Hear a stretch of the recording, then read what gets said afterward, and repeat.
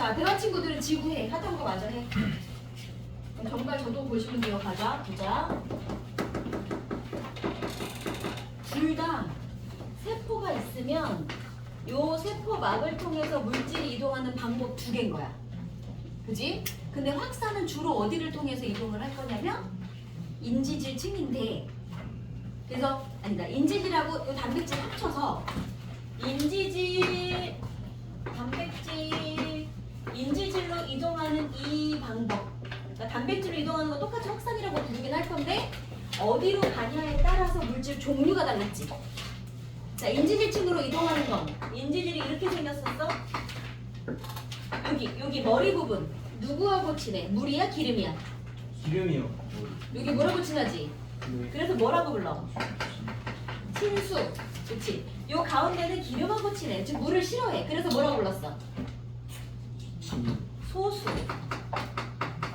그러면 여기를 통과해서 이렇게 지나가려면 기름하고 친한 애들이 그래도 중간 통과를 잘 하더라.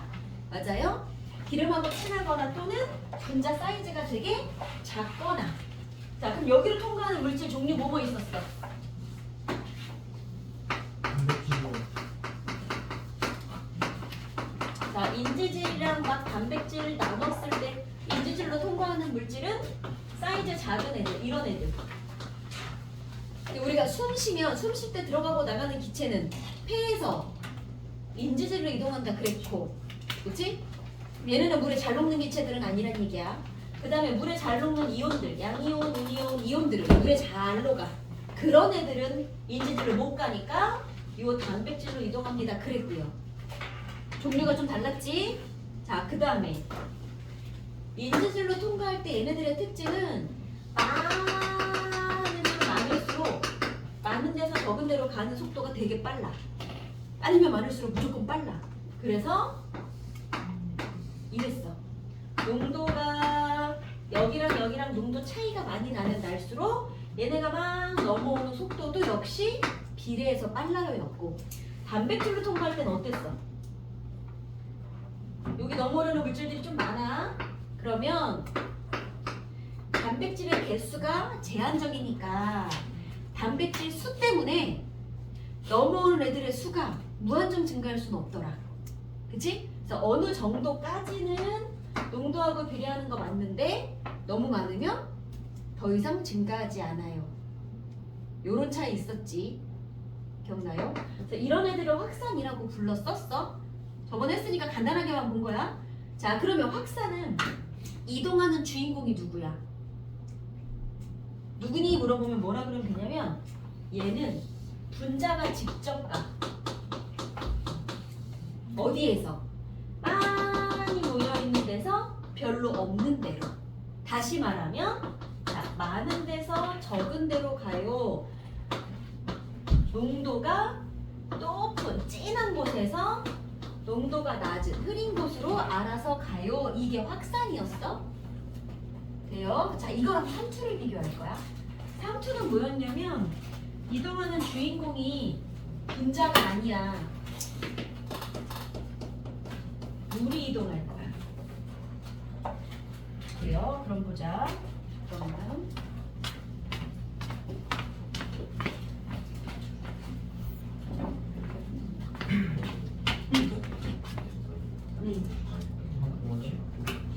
다. 그렇지, 둘 다. 인지질, 단백질 통과할 때 이거 다 공통이라고 말하시면 돼요. 자, 근데 삼투는 봐봐. 삼투는 어떻게 할 거냐면 자, 이렇게 생긴 통에 그냥 맹물이랑 설탕물을 넣어놨어. 근데 삼투는 이동하는 주인공이 누구야? 저 분자가 아니라 물이 이동할 거야. 물이 주인공이야. 네. 설탕이 아니고 물이 간다고요. 근데 여기는 맹물이지. 여기는 한 10%쯤에는 설탕물이라고 합시다. 그러면 여기 있는 물들이 요 막을 타고 이동을 할 건데, 자, 양쪽 비교하면 순수하게 물만 따지면 물은 어느 쪽이 더 많아? 왼쪽, 오른쪽? 왼쪽이요. 왼쪽이. 여기 물밖에 없는데 여기는 설탕 더 있으니까 물만 따지면 이쪽이 좀 더 많겠지. 네. 그러니까 물만 기준으로 하면 물이 많아요? 상대적으로 물이 적어요야. 맞아? 그러니까 물이 많은 데서 적은 쪽으로 막 가고 싶어요야. 그렇다고 이쪽에 물이 없어? 있긴 있어. 이쪽에서도 물이 가기는 갈 거야. 그런데 물이 훨씬 많아. 여기는 이만큼이 설탕이라고 치면 물이 많은 데서 적은 쪽으로 가는 양이 더 많고 이쪽에서 이쪽으로 오는 양이 좀 적어. 그러다 보니 적게 오는데 많이 가? 그럼 결국 가는 것처럼 보이는 거지. 맞아? 그래서 이렇게 가만히 냅두면 잠시 후에 얘는 물이 건너갔으니까 좀 낮아졌고요. 얘는 물이 건너왔으니까 이렇게 높아지는 거야. 여기까지 됐어? 그래서 삼투 현상이라고 하는 건 무슨 뜻이다? 누가 이동한다? 물이 간다. 자, 항상 이동을 할 때는 많은 데서 적은 데로 갈 수밖에 없지 않겠니? 그치? 자, 많은 데서 적은 데로 갈 건데 상대적으로 물이 많은 걸 우리 농도로 표현을 하면 분자가 주인공일 때는 분자가 많으면 농도가 진한 게 맞아. 근데 반대로 물하고 설탕물일 때는 얘는 0%고 얘는 10% 설탕물이잖아. 그럼 농도 어디가 진해? 10번. 여기가. 그러니까 농도로 표현을 하면 농도 낮은 쪽이 물이 많을 수밖에 없잖아. 그래서 농도로는 반대 표현이 될 거라 헷갈려 해 애들이. 돼요? 그러니까 물 기준으로 많은 데서 적은 데로 간다라고 아시고 농도로 표현을 하자면 농도가 낮은 쪽에서 높은 데로 가요. 이렇게 말해야 돼요. 안 헷갈리겠어 이제? 그렇지? 자, 그 다음에 그래서 삼투 현상이라고 하는 건 무슨 뜻이다? 농도 낮은 쪽에서 높은 쪽으로 물이 이동하는 현상 이렇게 보시면 되고 가운데 있는 이 막은 자 반투막이라고 해. 물처럼 작은 애들만 이동을 할 거야. 그러니까 포도당 이런 애들은 커서 이동 못 할 거예요. 됐지? 자, 이게 삼투 현상인데 일단 여기까지 먼저 씁시다. 아까 프린트 받았지? 아, 지난주 거 꺼내보세요.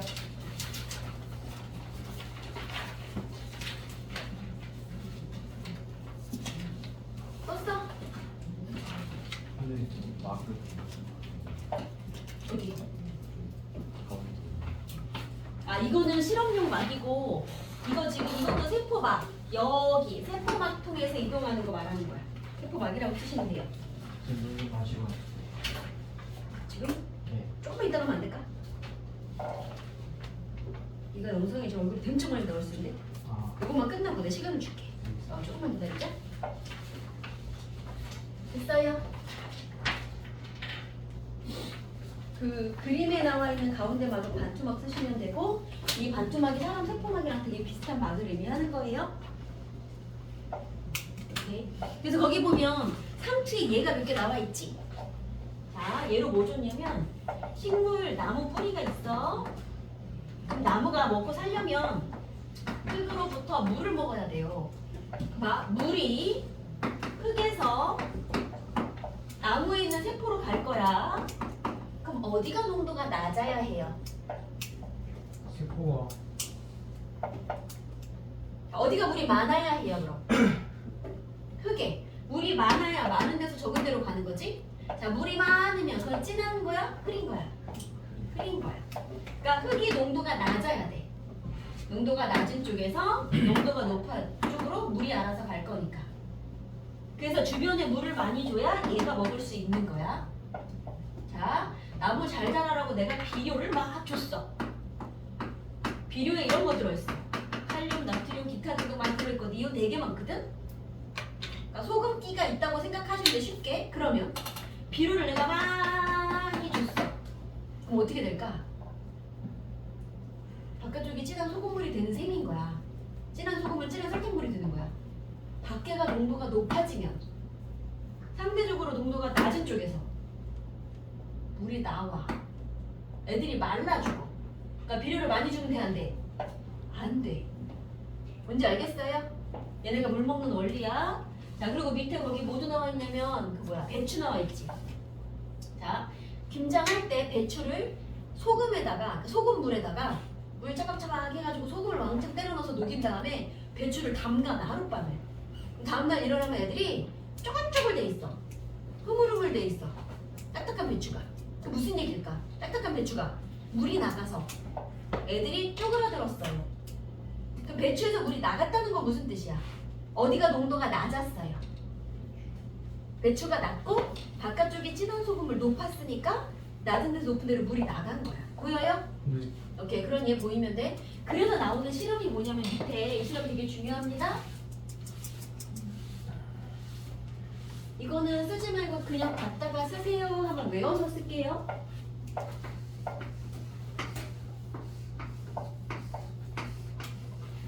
두 가지를 볼 거야. 동물세포. 여러분 피 안에서 적혈구를 하나 꺼낼 거예요.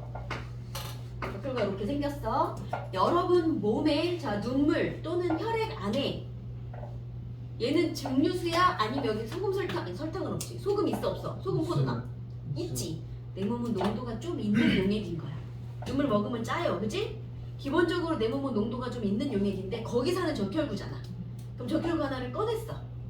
그래서 내 몸의 농도하고 여기 내 몸에 있는 체액의 농도와 똑같은 농도의 용액에 넣을 거야.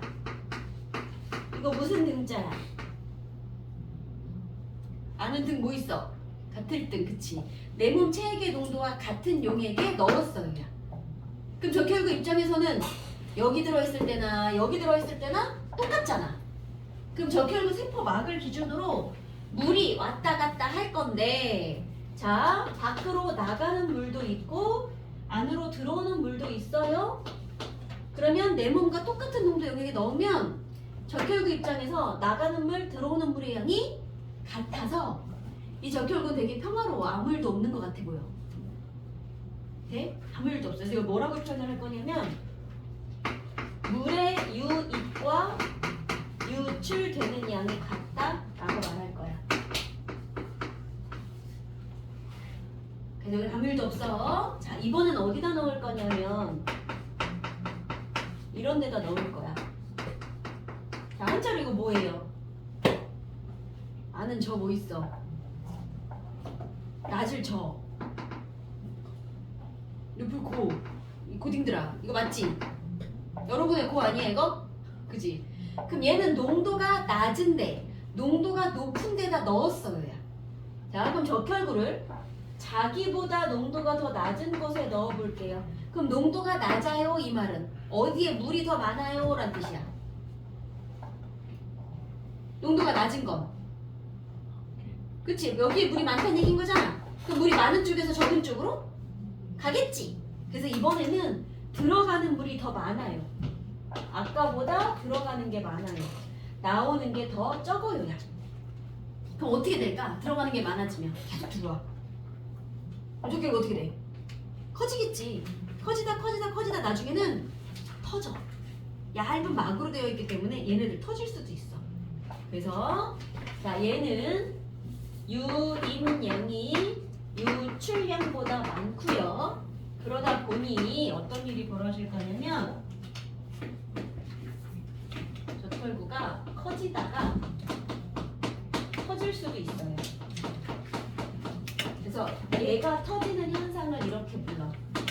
용혈된다. 용혈 현상. 그래서 터진다까지만 배울 수도 있고 이 표현으로 나오는 학교들도 있어. 아직 쓰지 마. 지금 그냥 듣고 외우세요. 좀 이따 쓸 때 다시 한번 외울 거야. 얘를 이번엔 고정액에 넣읍시다. 그럼 이 말은 여기가 농도가 높아요니까 농도 낮은 데서 높은 데로 물이 나오겠지. 그럼 들어가는 것보다 나오는 게 더 많아 이제. 그럼 어떻게 될까요? 물이 자꾸 나가. 그 배추잎처럼 쪼그라들겠지. 그래서 이 친구가 이렇게 쪼그라들 거야. 그래서 유입보다 유출이 많아요. 그러면 이 친구는 쪼그라든다.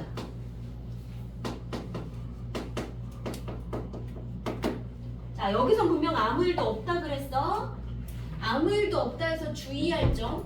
아무 일도 없는 거 등장액에 넣어서 적혈구의 크기에 변화가 없다. 맞는 말인데 물의 이동은 있다 없다? 있어. 이거 되게 중요한 말이야. 자, 여기는 크기 변화는 없어. 하지만 물의 이동은 있어. 들어가고 나가는 양이 같을 뿐 없다 그러시면 안 돼요. 항상 거기서 낚여 갖고 올 거야. 자, 시간 1분 줄게.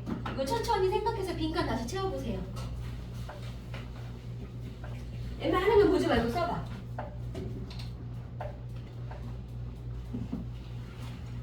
이제 세션 줄까? 다시 쓸래? 어떤 물건이래?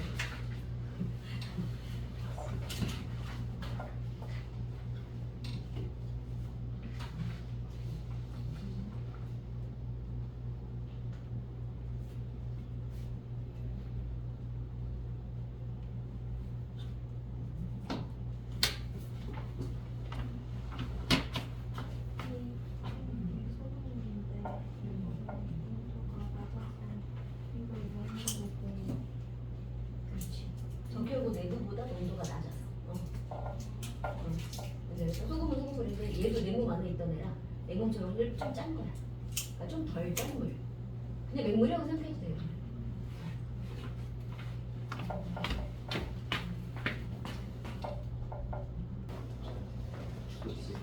자, 됐으면 두 번째 볼게요.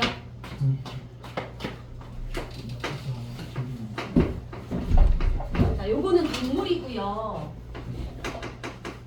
식물세포. 예를 들면 양파 같은 애들.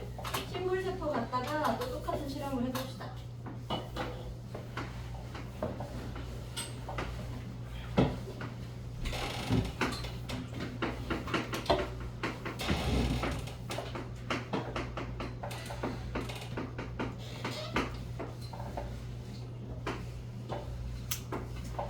자, 누가 동물이고 누가 식물이야?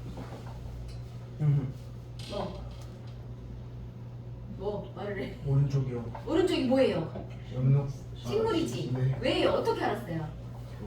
벽이 있으니까요. 네. 그렇지? 그럼 여기다가 넣는 식물 세포는 쟤랑 다르게 지금 벽이 있는 애를 넣을 거야. 네. 보세요.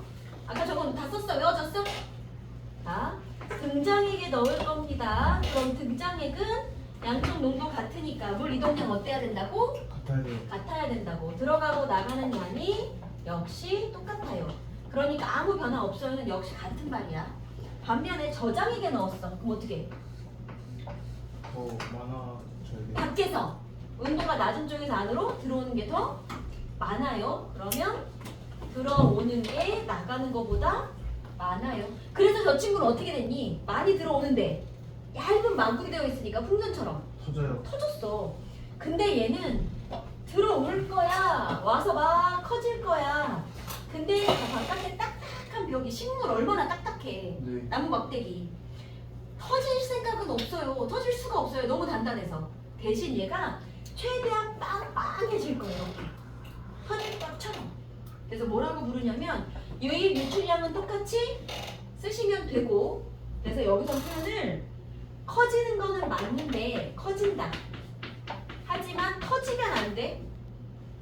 가끔 여기다가 터진다 넣는 경우들이 있어. 보기에 식물은 터지시면 안 되고요. 대신 빵빵해지잖아. 우리는 그걸 이렇게 불러. 팽팽해진다 해서 팽윤현상이라고 부를 거야. 됐어요? 그럼 여기는 아무 일 없었고 이제 여기로 갑시다. 고장액에 넣으면 이번에는 안쪽이 농도가 낮았으니까 안에서 밖으로 나가는 물이 많다며. 들어오는 것보다. 그럼 어떻게 돼야 돼? 자꾸 물이 나가니까 사이즈가 줄어들고 싶겠지. 근데 역시 딱딱한 벽이 이렇게 있으니까 벽이 무너지진 않을 거거든. 벽 사이즈는 안 줄어들어요.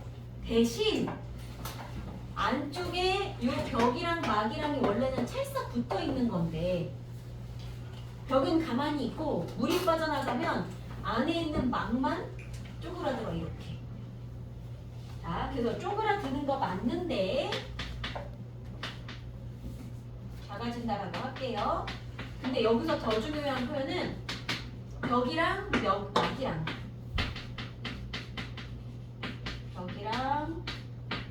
막이랑 분리가 된다라는 표현이 되게 중요한 말이에요. 벽은 가만히 있고 막만 쪼그라들어요.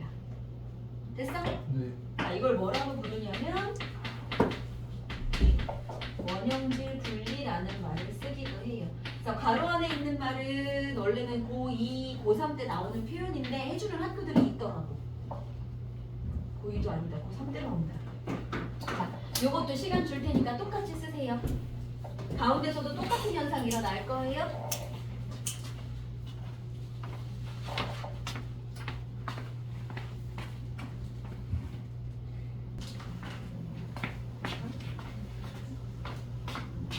태양으로부터 빛을 거의 수직으로 받는 저위도는 온도가 되게 높은 뜨거운 동네인 거고, 빛을 사선으로 받는 고위도로 올라갈수록 추워져요. 그지? 그러면 지구가 이렇게 에너지를 뜨겁게 받았으니 그 가열된 땅덩어리가 다시 열을 내뿜어서 여기 있는 공기를 데펴줄 거야. 그러니까 여기 있는 공기가 뜨거운 이유는 가열된 지구가 열을 내뿜어줘서야. 이것도 나와요. 즉, 요 파트에 얘 온도가 여기에서 이렇게 높게 시작하는 이유, 그리고 이 시작한 온도는 위도별로 시작 온도는 다르다. 맞아, 틀려? 맞아요. 맞아. 저위도인 동은 여기 뜨거울 거고 고위도는 차가울 거고. 뭔 말인지 알겠어? 그러니까 얘가 온도가 높게 시작하는 이유는 누구 때문이라고? 지표면에서 내보내주는, 지구가 보내주는 에너지 때문에 일단 뜨거운 거야, 공기가. 그러니까 지구에서 멀어지면 어떻게 돼? 온도가 낮아지는 거예요. 그러면 계속 낮아져야 정상 아니야, 그치? 근데 여기가 예외로 갑자기 이렇게 높아진 이유가 뭐였더라? 여기 있는 오존층이 햇빛 흡수해서 뜨거워져요 그랬었지. 그래서 얘가 다시 뜨거워진 이유도 아셔야 돼요. 여기가 뜨거운 건 지구 복사 에너지 때문이었고, 원래 낮아져야 하지만 얘가 갑자기 중간에 에너지 흡수하는 바람에 잠깐 뜨거워졌다가 이제 그 영향력이 다시 멀어지면 원래대로 차가워지는 게 정상인 거야. 됐어요? 자, 열분은 왜 뜨거웠어 그럼? 마지막. 그치? 태양을 가장 일바로 받는 곳이라서였어. 그치? 이 세 가지 기억해? 그럼 말 이제 여기 대륙권 형층권까지 잘라서 줬잖아. 오존층이 형층권에 농도가 제일 높아. 그러니까 여기서 태양 에너지 많이 흡수하겠지. 그러니까 여기를 기준으로 오존층이 서서히 많아지기 시작하면서부터 온도가 이렇게 역전해서 올라가기 시작하는 거야. 오존층 때문이야 라는 거 외우셔야 돼요. 그럼 이제 문제 돌아가 보세요. 그래서 A에서 높이 올라갈수록 기온이 높아졌던, 성층권에서 높이 올라가면서 기온이 이렇게 역전됐던 이유는 누구 때문이다? 왜 안 낮아지고 여기서 이렇게 역전했다고? 오존층이 태양 에너지를 흡수했기 때문이다. 또는 자외선을 흡수했기 때문이다. 되겠어요? 그 말이 이렇게 소술로 나올 수 있다는 얘기고, 두 번째, A, B 중에 대류 현상이 일어나는 거 어디예요? 대류는 대류권이지, 그치? 그럼 이유는 뭐야? 이거 보고 어떻게 알아? 여기서 근거를 찾으시오. 그럼 뭐라고 말할래? 내가 외웠으니까 이럴 수 없잖아. 따뜻한 공기가 올라가고, 따뜻한 공기 지금 바닥에 있잖아. 위에 있지 않지? 위로 올라가고 찬 공기가 아래로 내려오는 게 대류야. 그치? 그래서 뭐냐면 찬 공기는 밀도가 커요? 작아요? 밀도가 뭐예요? 그치? 부피분의 질량이 맞아. 그러면 요만한 부피 안에 공기 입자들이 이렇게 100개가 들어있었어. 이 친구를 내가 부피를 키워볼까요? 공기 입자는 똑같이 100개가 들어있는데 부피를 키웠어. 그럼 밀도는 어떻게 되는 거야? 촘촘한 정도는 작아지는 거지. 그래서 공기는 온도가 높아서 부피가 커지면 밀도가 낮아지는 거야. 그러니까 여기가 온도가 높잖아. 그래서 온도 높은 애가 밀도가 낮아요. 헐렁헐렁한 거고요. 온도 낮은 애들이 촘촘하게 모여 있는 거야. 그래서 찬 공기는 밀도가 크고, 그러니까 내려가려고 하고, 더운 공기는 밀도가 작아서 상승하려고 하고, 그래서 대류가 일어난다. 그래서 밀도로 표현하셔야 돼요. 자, 얼른 문장 정리해서 써보세요.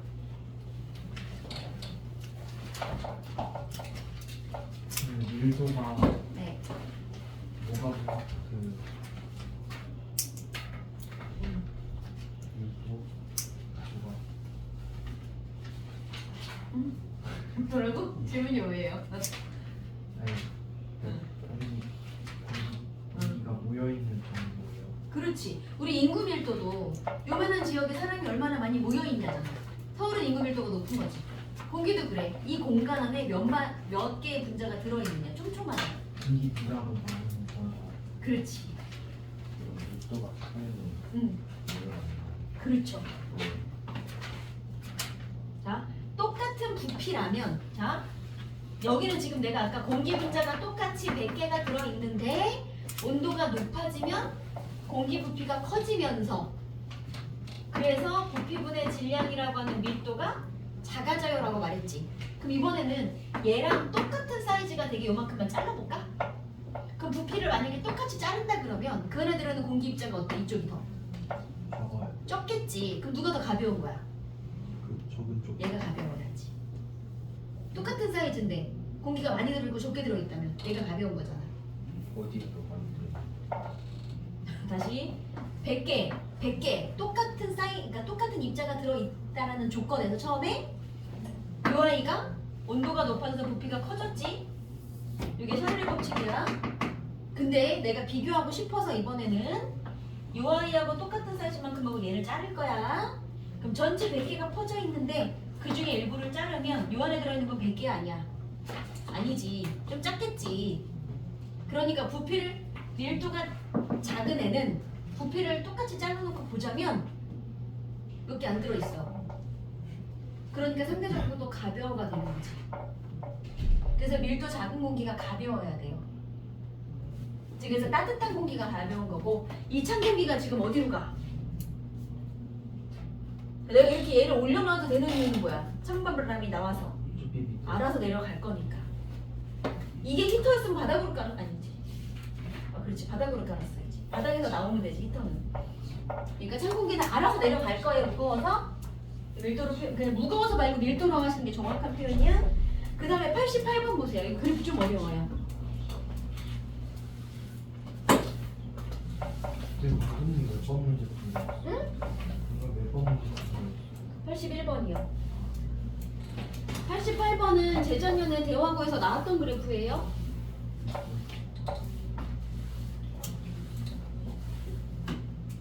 완자 열심히 해가지고 요거 기출표까지 다 풀어서 잘 맞은 애는 실전에서 맞아갖고 왔어. 근데 뭐 숙제 덜한 놈, 똑같이 책 나눠줬는데 안 푼 놈, 대충 해가지고 내가 뭘 풀었는지도 모르는 놈 틀려갖고 왔어. 야 이거 예전 모의고사에서 나오는 기출 그래프들 그런 그래프 여러분한테 던져주고 보기 바꿔서 문제 나와. 그래프 해석할 줄 아니 물어볼 거야. 뭐 그중에서도 얘는 좀 어려운 거 맞아요. 봐봐. 그려야 되네.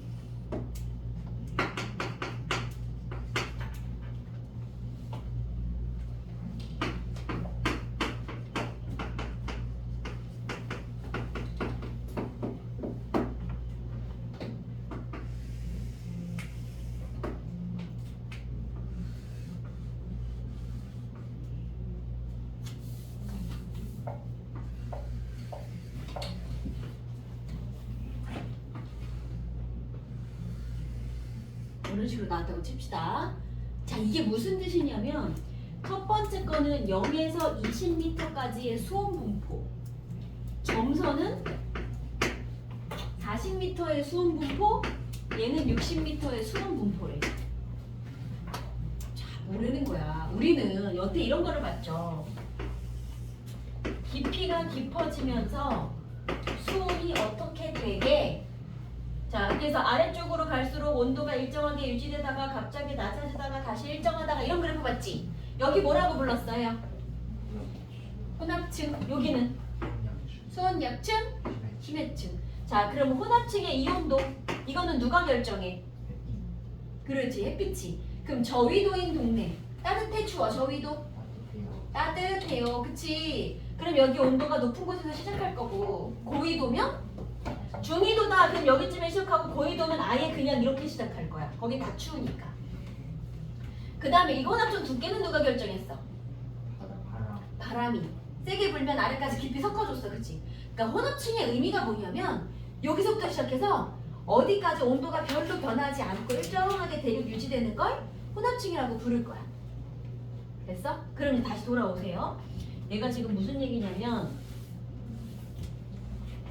8월 달쯤 그래프를 한번 볼게. 5월 먼저 보자. 5월쯤 그래프를 보면 얘네들이 거의 만나고 있던데. 자,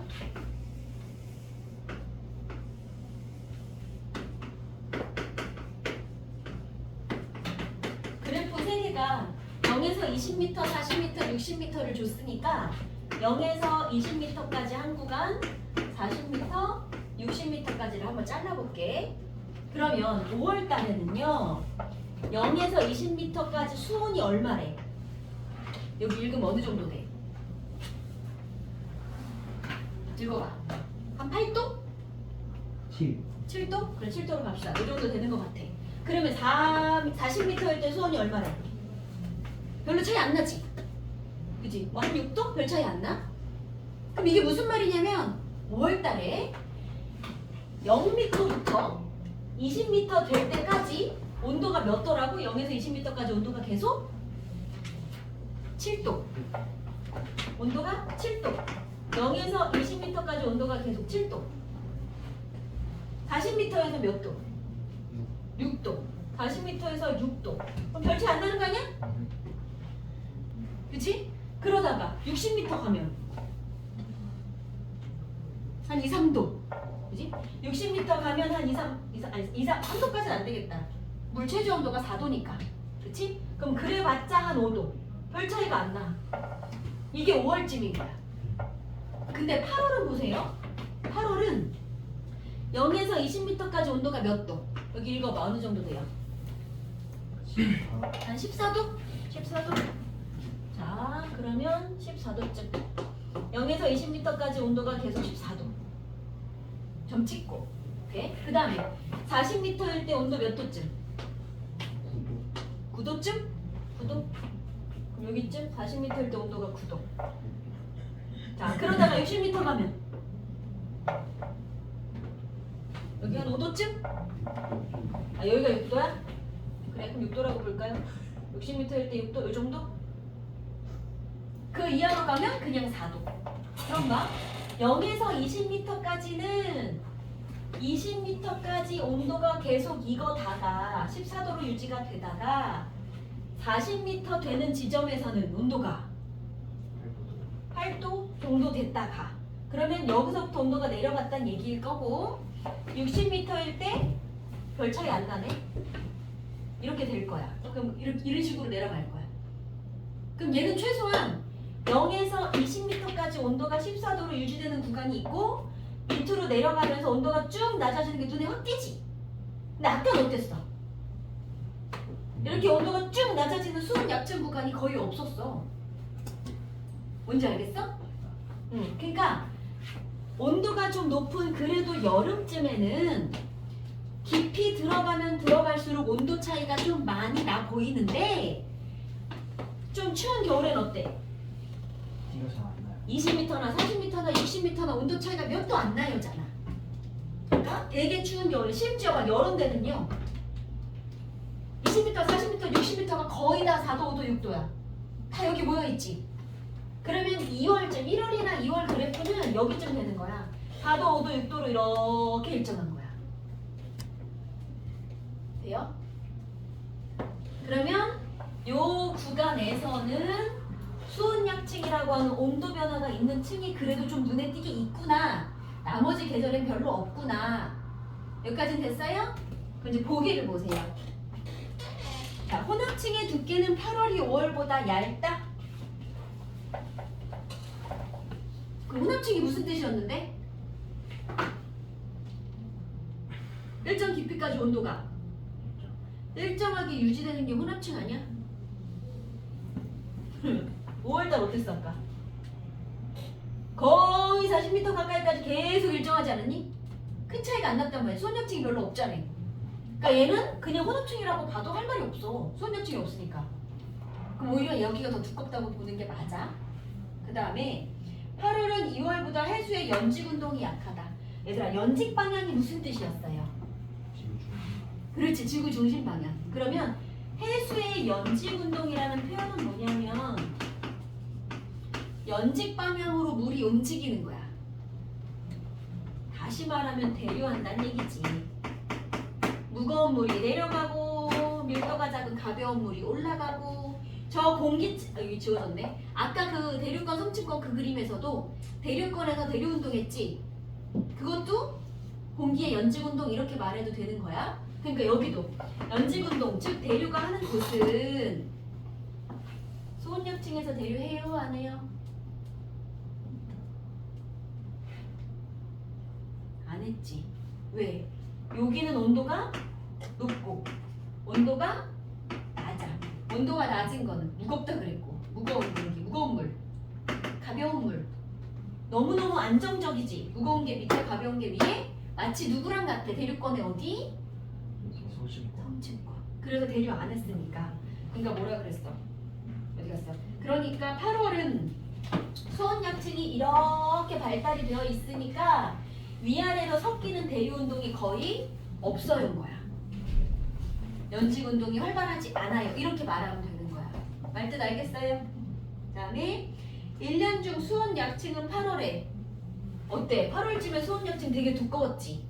그러니까 수온약층이 되게 가장 잘 발달되어 있다. 가장 안정적이다. 이렇게 말해야 돼. 그럼 불안정하다라는 말은 수온약층이 되게 안 만들어졌어요. 이런 뜻인 거니까. 틀렸어요. 그렇지. 그래서 틀려. 5월에는 수심 40m까지 혼합층이 나타난다. 5월에 어땠어 아까? 대신 대략 40m까지 온도가 별로 안 변했지. 여기까지 온도가 비슷하니까 혼합층이라고 말해도 된다는 뜻이야. 수온약층 깊이에 따른 수온 변화는 8월에 가장 크다. 다시 말해 8월에 수온약층이 가장 많이 발달되어 있다. 같은 말이지. 8월에 깊이에 따른 수온약층 온도 변화가 가장 크다. 맞는 말이잖아. 해석돼요? 실제로 이런 기출 막 나온단 말이지. 이걸로 1등급 갈렸었어. 어려운 거 그래프 해석도 좀 할 수 있어야 돼요. 그 다음에 또 다른 거 어려운 거 질문.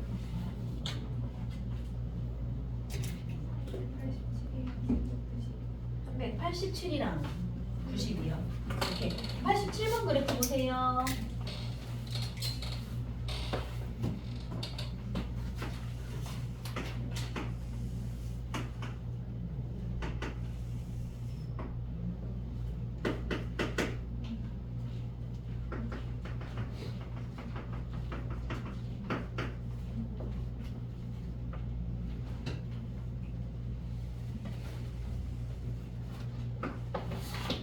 이렇게 나왔습니다. 이거 비교해 볼게요. B하고 C 중에 혼합층의 두께가 더 두꺼운 곳은 어디입니까? B요. 그럼 이건 무슨 뜻일까요?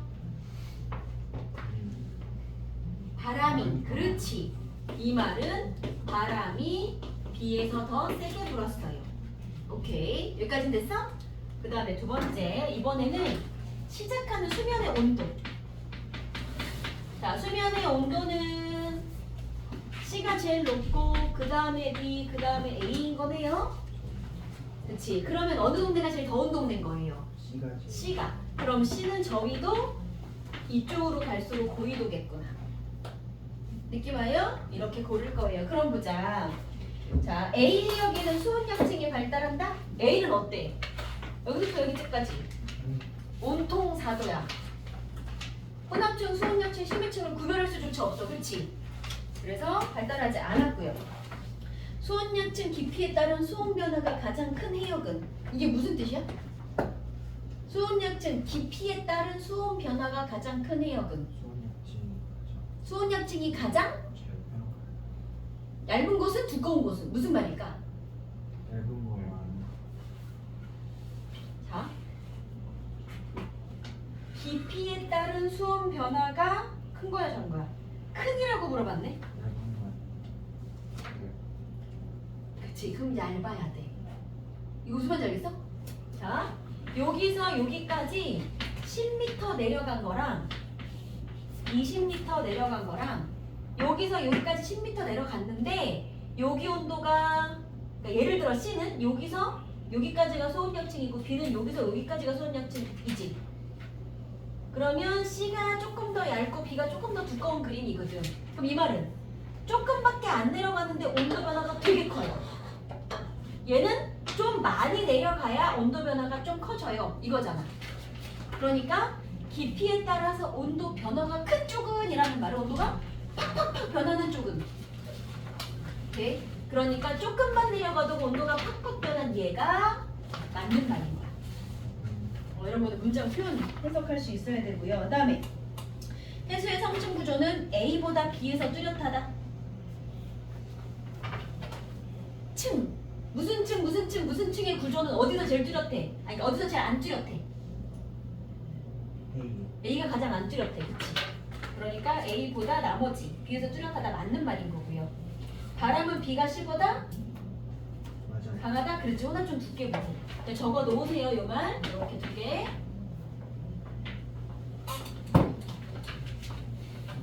네, 그럼 몇 번? 질문. 잠깐만, 이거 한 개만 더. 몇 번이지? 아, 90번.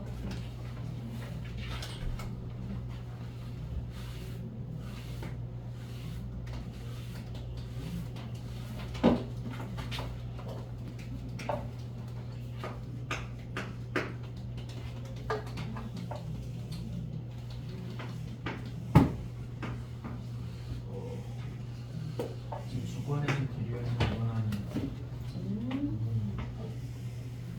수권에서? 있어요. 그럼요. 아, 자, 보자. 여기 위치는 이제 이름 다 알지? 대류권? 평층권? 중간권? 네. 열권. 하층? 성약층? 심해층. 오케이, 그럼 보자. 가에서 생물이 많이 분포하는 구간은 A층이다. 대류권이다. 왜요? 산소가 제일 많으니까요. 그렇지. 공기가 제일 많아서 맞는 말이고요. 나에서 C층은 저위도 해역과 고위도 해역의 수온차가 작다. 그지? 저위도냐 고위도냐에 따라 수온 차이가 그건 여기야. 근데 어차피 땅속으로 들어가니 저기 바닷속으로 들어가면 어때? 다 추워. 다 4도야. 그러니까 차이가 별로 안 나요. 맞는 말이고요. 큰 A 여기와 작은 A 여기는 저위도보다 중위도 해역에서 더 두껍다. 자, 일단 여기 있는 혼합층 두께는 위도에 따라 결정돼, 바람에 따라 결정돼. 아, 바람이 결정하는 거지 위도가 해주는 게 아니야, 그치? 그러니까 C 보기에서 얘는 빠져야 돼. 얘는 위도가 해주는 게 아니야. 그럼 이쪽은요? 여기 두께는 저위도인 동네에서 더 높은 곳에서 시작하잖아. 그럼 봐봐. 자, 여기 온도가 되게 높은 곳에서 시작한 데가 있어. 그러면 위로 올라가면서 아무래도 온도가 높은 곳에서 시작을 했으니까 올라가면서 온도가 낮아지긴 낮아지는데, 자, 추운 데서 한 10도쯤에서 시작해서 낮아지는 동네랑 되게 뜨거운 사막 40도에서 시작해서 온도가 올라가면서 낮아지는 동네랑 똑같이 올라가도 어디가 더 춥게? 추운. 자, 다시 이렇게 얘기할게. 자, 여기서부터 산 등반을 할 거야. 사막이야. 되게 높은 산이 있다고 칩시다. 그럼 겁나 뜨거운 땅인데 여기서부터 내가 2km 등반을 했어. 이거랑 우리나라 정도 되는 중위도에서 적당히 선선한 나라에서 2km 정도 등반을 했어. 어디가 더 춥게? 우리나라. 여기가 온도가 더 빨리 떨어지는 거지. 네? 그러니까 얘는 여기서 시작해서 온도가 빨리 떨어지는 거고, 얘는 여기서 시작했으니까 온도가 천천히 떨어질 거야. 그래서 온도가 더 높은 저희도 지역이 그래도 대륙권 높이가 조금 더 높을 수 있어요. 온도 떨어지는 정도가 느리기 때문에. 그래서 디귿의 A층은 어디 갔어? A층 두께는 저희도에서 조금 더 두꺼워 말할 수도 있는데 작은 A층은 상관이 없었던 거고요. 그 다음에 뭐라 그랬지? 리을 B층과 B층은 성층권과 서원역층은 연중 운동이 활발하게 일어난다? 즉 대류가 일어난다? 둘 다 안 일어나지. 성층권도 안정적이었고 얘도 안정적이었으니까 둘 다 아니다. 라고 말해야 맞아요? 됐어요? 다른 건요?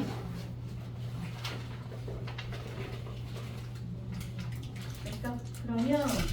그러면 조금만 쉬었다가 이거 지구 남은 거 마저 하고 자네들은 시험 보기 공부합시다. 잠깐만.